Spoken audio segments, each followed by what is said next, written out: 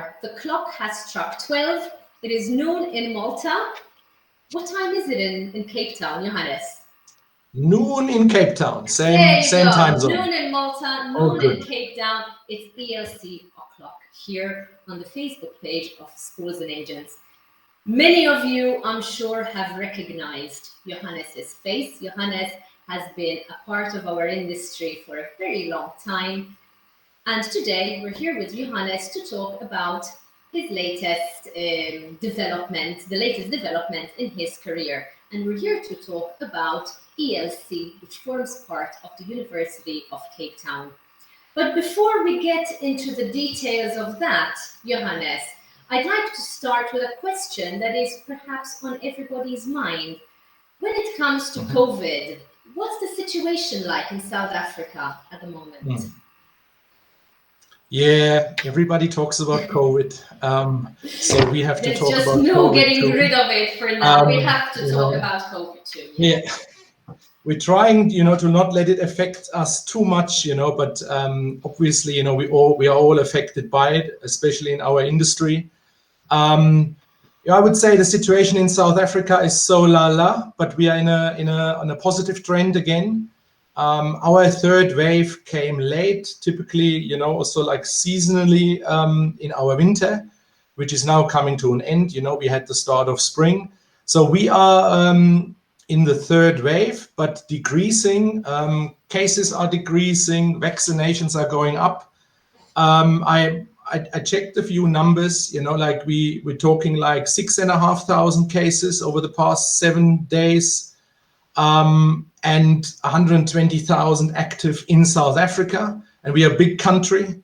You can easily fly from Joburg to Cape Town in like 2 hours. So it's quite a big country. And here in the Western Cape, where we are based as English Language Centre, we have like 12,500 active cases. So it's probably 10% of the country. Okay. So that's the situation. What does it mean for daily life? We all wear our masks. We sanitize when we enter spaces. In some spaces, temperature checkups take place, and people get stopped, or one has to fill in questionnaires. One is asked questions. Other than that, I would say it's pretty open. Restaurants are open. There is a little curfew still from 10 p.m. to 4 a.m. in the morning, if I'm not mistaken. So party nights are not happening that much these days, but restaurants are open, and that's fine. I think interesting for the international traveler are the airports. Okay, yeah. The airports are open. International travel is actually not a problem. Arrivals need to show a negative COVID test. Pretty standard PCR test, not older than 72 hours when they leave their home country. So I don't know, we're pushing that South Africa is travel ready, and I think we are.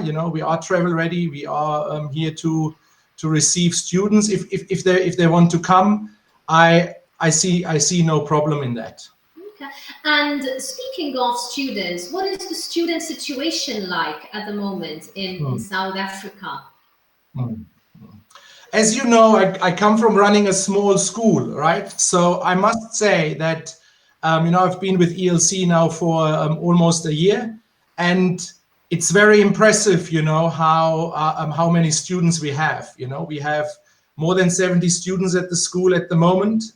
International students. International students, yeah. We only have international students. They're mainly from Africa and the Middle East. Okay. Reason for that is that, the University of Cape Town, has been the top university on the African continent for many, many years with all sorts of ranking agencies.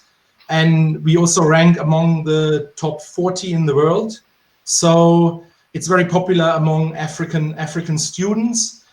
And then, sure, I think the whole industry has seen very good developments with regards to the market of the Middle Eastern market over the past years. And I think they're really, really helping us. So those students from Saudi Arabia and from Yemen, they're really important to us at the moment, because They make sure that our school is busy, our schools are busy. I think I can speak for the industry there. It's a very interesting phenomenon where like we have a lot of ex-students, so the so-called local agents, from Saudi Arabia who have great connections into their home country and who bring in a lot of students, and they have not stopped really, so that really has kept us afloat. And this is why we are surprisingly busy from my point of view, and positively busy, which is great. And it's always a beautiful surprise, especially after what we've all been through. So being busy after all that is really great. One thing I want to hone in on a little bit is the fact that we've been mentioning the University of Cape Town, ELC. Can you speak a little bit about the connection between this famous University of Cape Town with its sterling reputation and the English Language Centre where you work? Yeah, absolutely. So we are 100% part of UCT, the University of Cape Town. We are part of the Faculty of Humanities, and we form our own department, which also means that we run ELC like any other private school, like any other business, Sure, there's some strings attached with the university as well.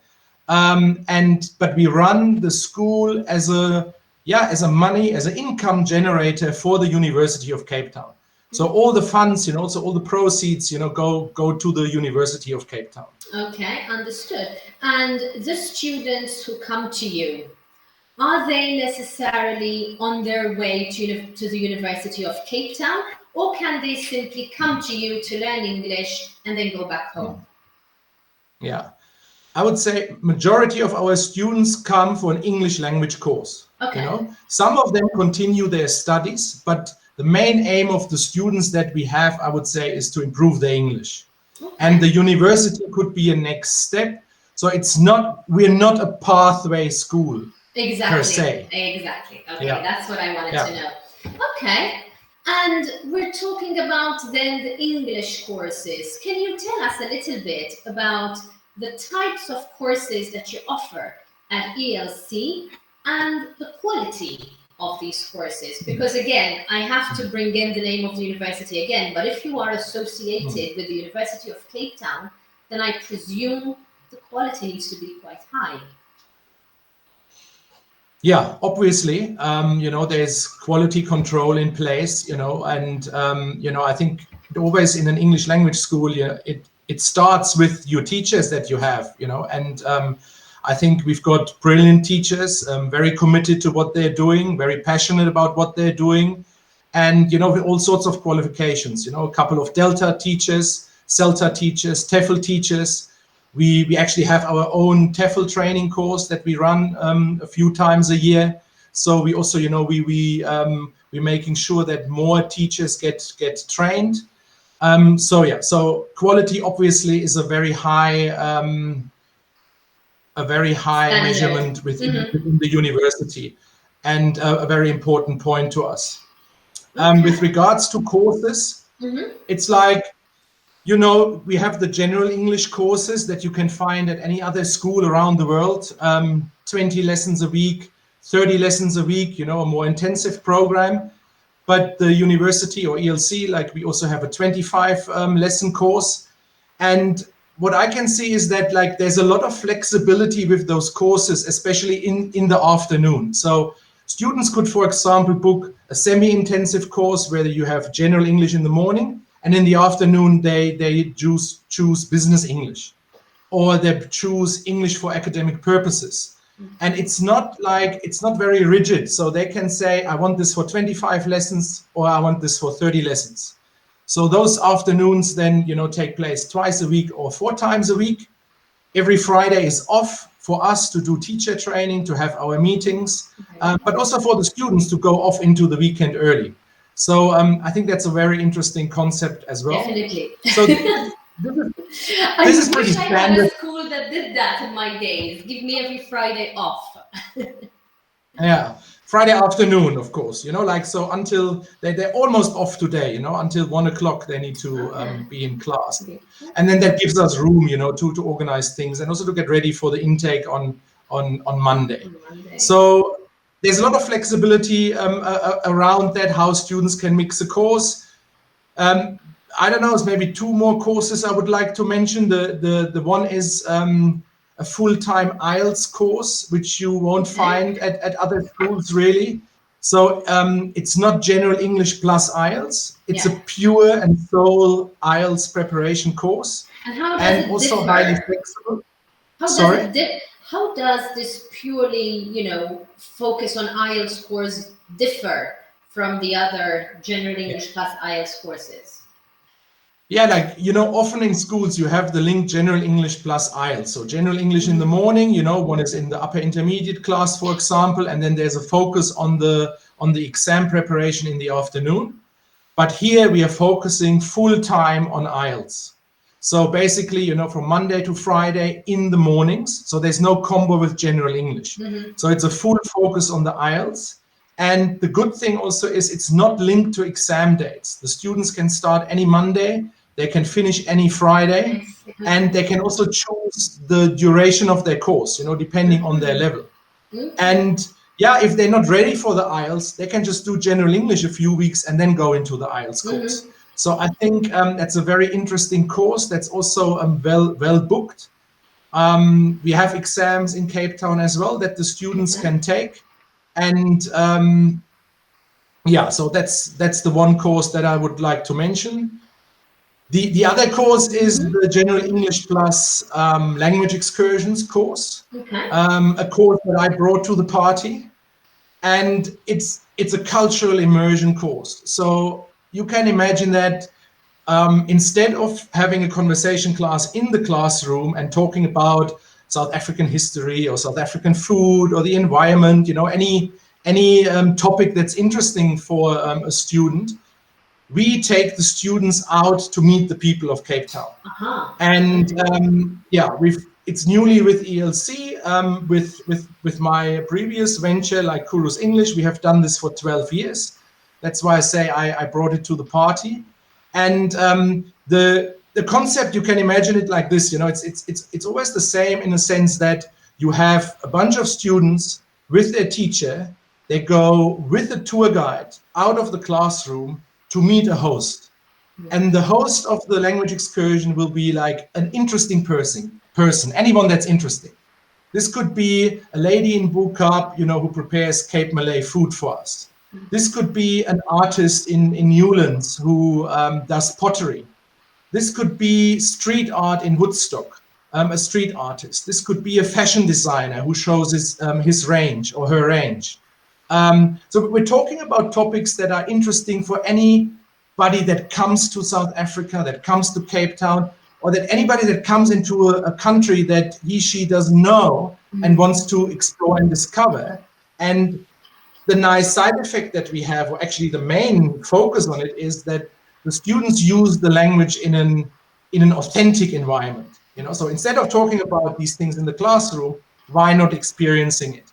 And yeah, we've seen over 12 years that it increases the confidence of the students to use the English language. And that is the main goal there. And then sure, nice side effect, immersion into cultures. We show them places they wouldn't see without us. Like beautiful Table Mountain, everybody can find, and the cableway, or hike up or take the cableway up. But like, I don't know, but going to a private home of someone or meeting an artist, is something that's more difficult to achieve for the students. And it's also these are the programs. More culturally enriching, I would say. It enriches, their sense of culture a little bit more. And obviously, I think when we speak of, because we've addressed the language excursions, we've addressed the immersion programs, all in one go, but I think it's important that we do that, because when people choose to come to a country like South Africa, perhaps more than other English language learning destinations, because it's far away, because it's culturally enriching, I think people come for more than just the language. Exactly. Would you agree with that? Absolutely, Bernice, absolutely. And like one thing I always say is that it's also important, you know, if the students come that far, that and they come to Cape Town and they're not going to any of the other popular destinations, they must feel that they are in Cape Town. You know, they must feel that they are in South Africa, you know. Otherwise, they also, you know, if they're from Europe, they could have just, you know, gone to London, you know. So I think, and I think it's also these are our students, you know, like they have decided not to go to one of the main destinations, you know, like it's no secret that we are a niche destination still, you know, for EFL, for English language learning.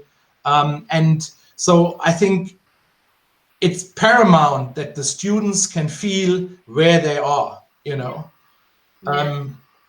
Which is very simple, you know, like you know, if you are in the so-called city bowl in front of Table Mountain and you are in our beautiful student residence, you wake up, you open the window and you see massive Table Mountain in front of you, you know that you are in Cape Town and nowhere else in the world, you know. Exactly.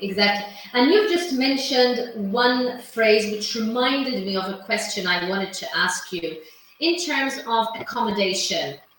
How do you help your students or the agents who are sending students to you? What kind of accommodation options do you offer?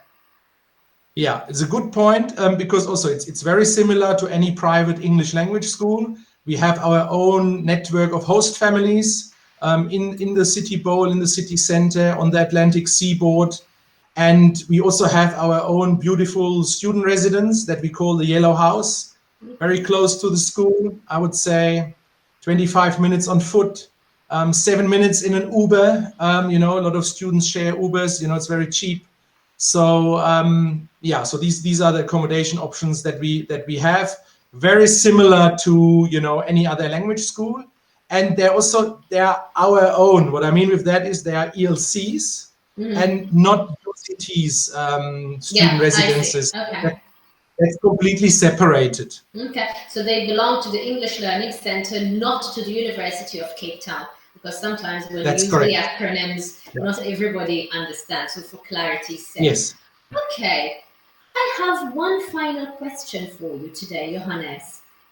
If you had to say something to agents listening to us today, why should agents send their students to you guys? What makes ELC unique? Yeah, what makes ELC unique, what makes South Africa, what makes Cape Town unique is, you know, I would tell them in the first place that no student will regret it. Every student will have the time of their lives. They will never forget that experience. You know, I've been a language student here myself, you know, and I've never left really. So, you know, so that's what I would tell students. And sure, with regards to ELC, you know, I would tell them that, you know, we have a very friendly environment, high quality classes, quality teachers, motivated teachers, a very active admin team, you know, everybody's on board. And we do anything, you know, to make the stay for the students fabulous, you know, unforgettable. And sure, you know, like we are within the University of Cape Town, so that needs no mention. You know, students have access, you know, they have a student card like any student at the University of Cape Town, and they have access to the facilities that the university has.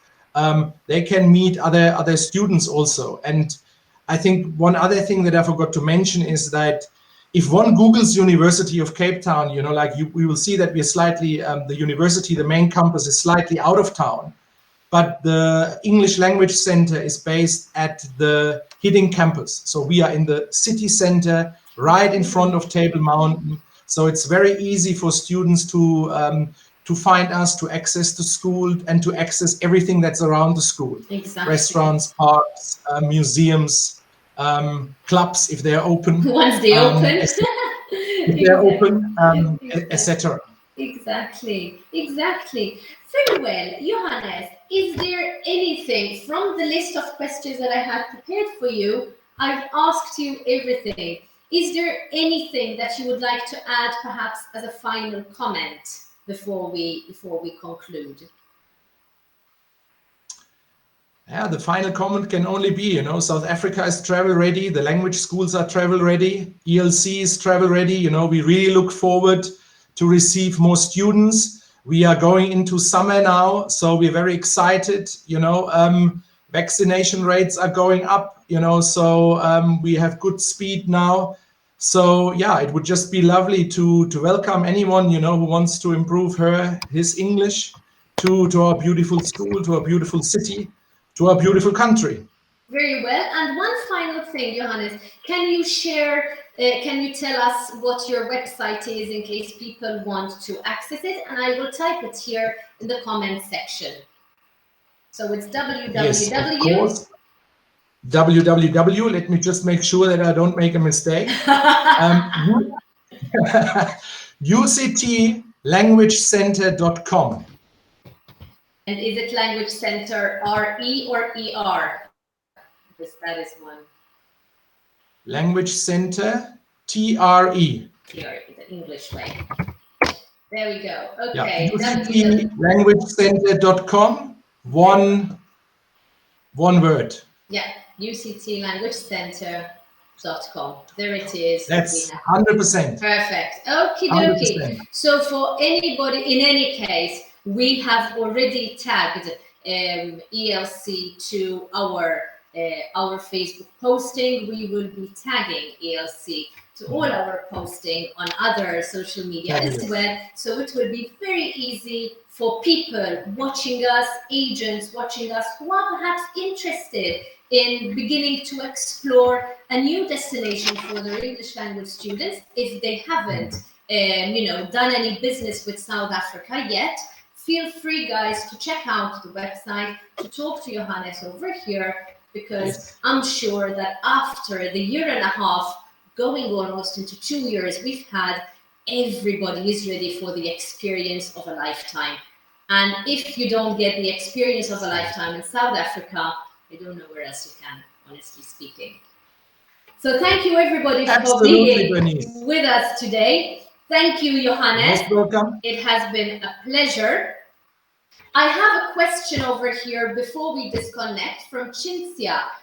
Cinzia is asking whether you're thinking of continuing your online lessons. Yeah, so this is a very good question. Just before we stopped. You know, like we always talk about the online lessons, of course, you know, we had them online, you know, during the pandemic, during the lockdown. Now, like we had a short lockdown in July for 3 weeks where, you know, we quickly had to change into online classes for everyone. And we did that smoothly. It worked very well. And then, you know, after the lockdown, we went back into the face-to-face classes, which are working well, you know, with all the measurements in place and adhered to. So that has been fine for us. And that is our core business. Yeah. So, you know, our core business is to have face-to-face classes, is to give students an experience. And, you know, like, I think one can be open, you know, the online model, it's so competitive, you know. I don't know how many thousands of schools around the world have changed to online models suddenly. And not to forget the online industry that was already there, you know. That's what I was going to say. So it has been very cost intensive for us and not very profitable to have online classes. We still have a few online classes going where we fulfill, you know, commitments to students who had to leave the country last year in the hard lockdown and who, you know, who have paid and who want to finish their classes. We are still fulfilling that, but at the moment we are not marketing those classes. But never say never, of course, you know, it's always a topic, you know, like it might come back. We definitely offer private online classes if somebody wants that.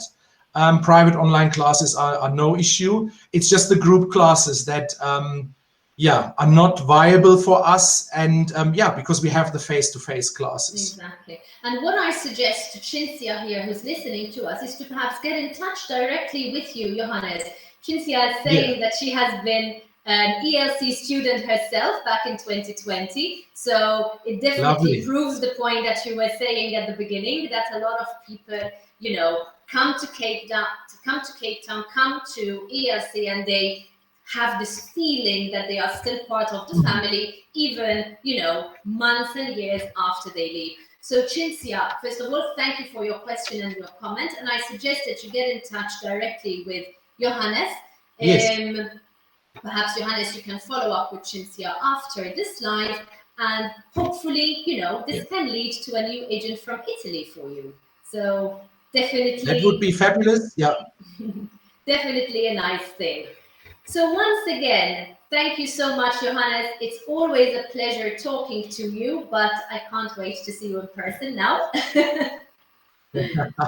Yeah, me too. Likewise, Bernice, thank you very much, you know, to you and Lynn, you know, what you do for the industry, you know, and always a pleasure talking to you, always a pleasure seeing you. And yeah, I hope we can have that glass of wine soon. Exactly, more than one. So in some part of the world. You should come to Cape Town. You should come to Cape Town. You haven't I've been been. saying this for so many years. And one day, you know, you'll just see me there. I promise you. It is on my bucket list. And it has been for a very long time. That's a deal, Bernice, as you know. Always welcome. It's a promise. Thank you very much, Johannes. Thank you for sharing your experience with us, for sharing everything about ELC with us, and take care of yourself, and let's hope to meet up somewhere in the world soon. Thank you, everybody. Thank you very much. Likewise. Thanks happy for weekend. Happy following Friday. Bye-bye. Bye-bye.